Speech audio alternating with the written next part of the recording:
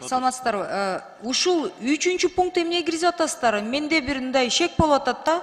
Эми тергөөчүнүн же прокурордун уруксаты менен мындай маалыматты берсеңиздер, мисалы, башкы прокуратуранын расмий маалыматы боюнча 80% зордуктоо кылмыш иштери иш козголгондо тарапташтардын примирение сторон менен бүтүп калып атат да. Там либо угрожают им, урматтуу баяндамачы, либо просто-напросто тергөөчүлөр может маалыматтарды берип коет да. Вот конкретно ушул статья меня волнует да. Укуктар бузулат да. Бул кандайча тергөөчү кааласа берип коет экен маалыматты. Мында акыркы учурларда кечөөдө бир кызыктай эмелер менен, поправкалар менен келип атасыңар. Вы уверены, что это нужно? Саламатсызбы? Тергөө бөлүмүнүн башчысы Макилов Султан Бейшенбекович. Сиз туура айтып атасыз, андай маселелер болуп калышы мүмкүн, бирок ошол себептен бияка киргизип атабыз. Тергөөчүнүн уруксаты же прокурордун уруксаты. Себеби тергөөчү жана прокурор билет, кайсы жагын айтыш керек, кайсы жагын айтпай керек. Себеби буга чейин да маселелер болгон билесиз да. Жана экспертизанын корутундулары чыгып кеткен. Ошондойлор болбосун деген маселе менен да, анан кийин бияка жоопкерчилик кандай болот?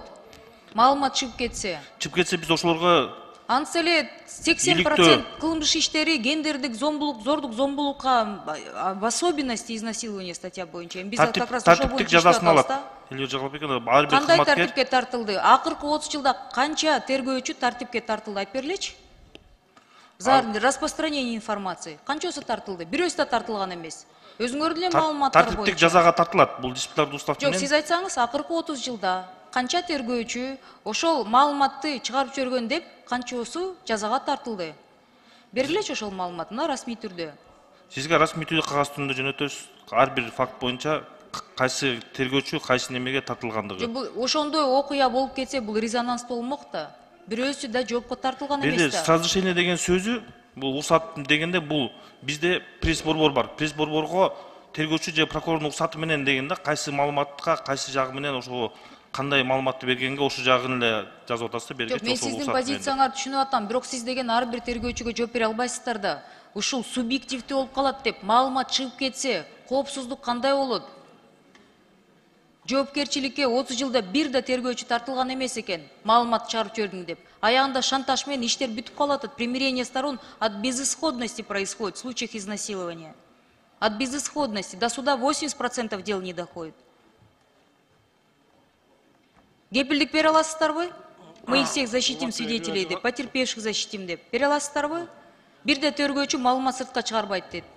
Урматтуу Жолгобековна, тергөөчүлөр маалыматтарды чыгарбайт. Биздин кээ бир кызматкерлердин ушул маалыматтарды интернет бактарына чыгарып жүргөн факттар боюнча бир канча факттар болгон. Ошолордун негизинде биз кызматтык териштирүү жүргүзүп, биз кызматкерлерге жазасын, тартип жазаларын бергенбиз. Ошол себептен азыркы мындай коркунучтарга ушул тергөөчүнүн жана прокурордун уруксаты менен деген гана деген пункты киргизилип атат. Бул тергөөчү же прокуратура органдарына уруксат бергенден кийин биздин пресс-борбор, только пресс-борбор аркылуу гана маалыматтар берилет. Ошол маалыматтардан такталып, туура гана маалыматтар берилет. Рахмат. 10 секунд кош бергиле.